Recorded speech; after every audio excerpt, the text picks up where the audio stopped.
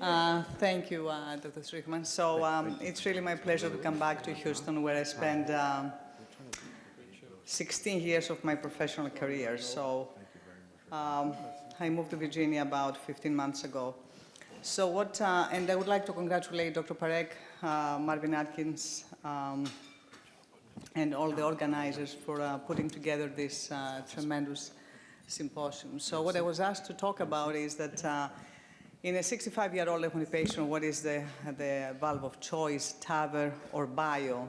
Mechanical was not on the title. So this is basically, I'm going to show to you, this is my disclosures.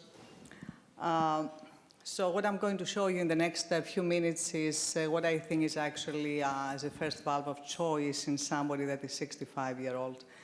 This is a 2020 guidelines, and as we see, Class 1, the 65 actually, for symptomatic patients with severe AS, they can get anything, SAVR or TAVR. And the question is what we should actually do so we can offer the best treatment to the patients. And what I'm going to show you is that for patients that they have acceptable risk, and this is important, acceptable risk, and as a long life management, bioprosthetic aortic valve should be actually the first choice in somebody that is 65 years of age if they don't want to take Coumadin. So the reasons that TAVR should not be the first choice in these MOD patients are actually because there's no proven durability, and I'm going to show you that. There's limited follow-up. The alternative option of redo TAVR does not have proven durability, and the alternative option of explant TAVR and then placing a surgical valve has much higher morbidity and mortality. So the first two things is non-proven durability and limited follow-up. So when we talk about durability, the most important is the patient's life expectancy. So let's see here, the life expectancy at the age of 60 in the US, approximately 25 years for women and 22 years for men. So what are the data? The recent randomized MOD trials, the mean age of the patients is around 75 years of age, and we don't really have data for patients less than 65 or around 65. This is from the Society of Thoracic Surgeons. Low-risk patients in hospital mortality is 1.4%, and this is real-world benchmark. And we can see the follow-up, the 9-year follow-up is survival is 82%. So let's see the TAVRs. The TAVR actually found to be on the intermediate surgical risk patients in large MOD studies, such as this one for veterans for a VA healthcare system. That was actually the preferred treatment.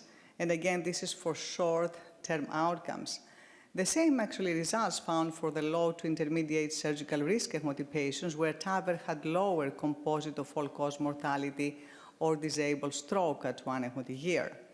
And we do know the two landmark trials for the SAPIEN as well as the core valves, where with the core valve was non-inferiority to surgery, and on the SAPIEN was the rate of the composite death, stroke, rehospitalization at 1 year was actually lower with the TAVR.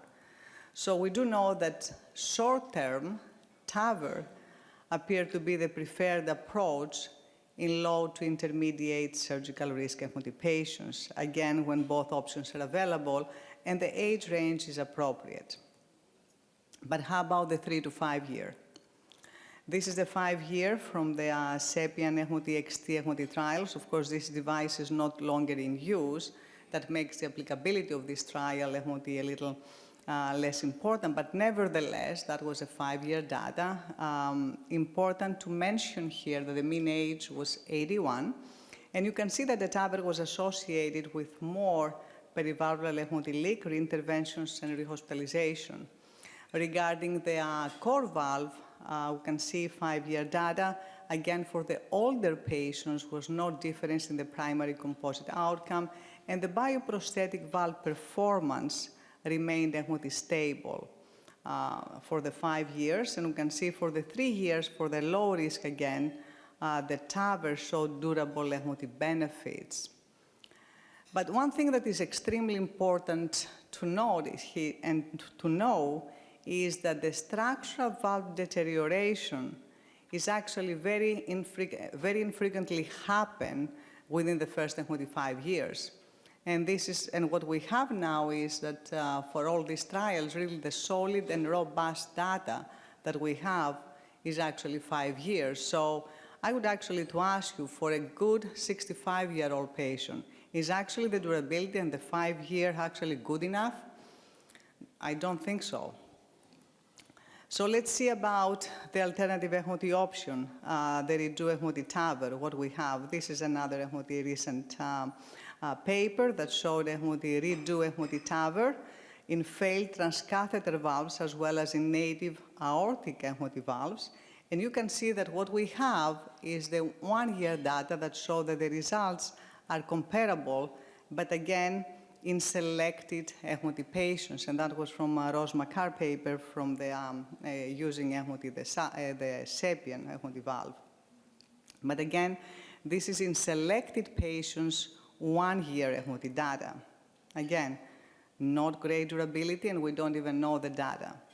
Let's say about the other alternative, explant TAVR. Somebody can say that if the first TAVR doesn't work, then we take the TAVR out and maybe we put a surgical ECMO valve. Let's see the data on that. We can see here that the most common reasons from excluding a repeat ECMO TAVR is unfavorable anatomy. This is 30%. And then if we add the PPM, this is another 20%, which actually means that 50% of patients, their main option is actually TAVR explant.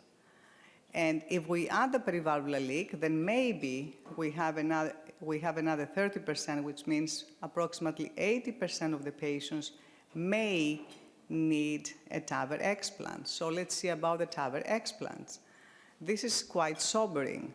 The 1-year data from the TAVR explant, mortality is approximately 20%, and stroke is about 18.9%. And this is from the explant registry, and I at least consider these quite sobering results. The 30 years TAVR explant, the 30 days, 13.6 mortality, 1 year, 32.4%. And this is again another paper that showed that the surgical risk associated with the TAVR explant are not negligible. To the contrary. So I think I show you that the reasons that TAVR should not be the first choice on somebody that is 65-year-old is because there's no proven durability. The follow-up that we have now with regards to the robust data and solid data is 5 years. The alternative option for redo TAVR, what we know is only 1 year solid data. And the other alternative option of taking the TAVR out and then replacing a surgical valve, the morbidity and the mortality, again, this is real-world data, is much higher than what was originally if you first place the surgical ECMO valve. So again, if somebody is acceptable ECMO risk, I do think that there's no question that a surgical AVR is the first choice, and then of course depends on the patient if they want to take Coumadin or no, but the bioprosthetic aortic valve has actually proven durability and is an acceptable risk. Thank you.